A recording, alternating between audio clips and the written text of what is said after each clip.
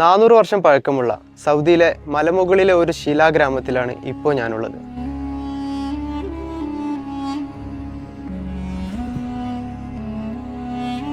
ഗ്രാമത്തിലൂടെ ഒഴുകുന്ന പ്രകൃതിദത്തമായ നീരുറവയിൽ നിന്നാണ് ദി ഐൻ എന്ന പേര് വന്നത്.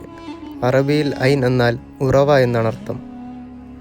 ഈ ഉറവ ഗ്രാമത്തിലെ കൃഷിയിടങ്ങളെയും തോട്ടങ്ങളെയും സമൃദ്ധമാക്കുന്നു. ഭക്ഷണകാര്യത്തിൽ സ്വയം പര്യാപ്തമായ ഈ ഗ്രാമം പല കാലഘട്ടങ്ങളിലായി ഒട്ടോമൻ തുർക്കിയുടേതടക്കമുള്ള അധിനിവേശ ആക്രമണങ്ങളെ അതിജീവിച്ചിട്ടുണ്ട്.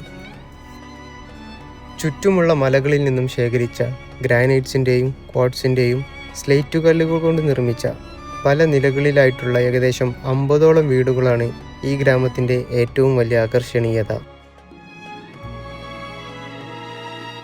താഴത്തെ നില പ്രധാനമായും കന്നുകാലികളെയും ധാന്യങ്ങളെയും സൂക്ഷിക്കാനായിരുന്നു ഉപയോഗിച്ചിരുന്നത്.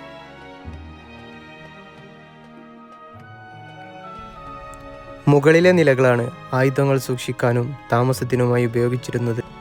ദേവദാരു മരത്തിൻ്റെ തടികൾ കൊണ്ട് ജാലകങ്ങളും വാതിലുകളും നിർമ്മിച്ച ഈ വീടുകളിൽ യമനി വാസ്തുശൈലിയുടെ പ്രകടമായ സാന്നിധ്യം നമുക്ക് കാണാവുന്നതാണ്.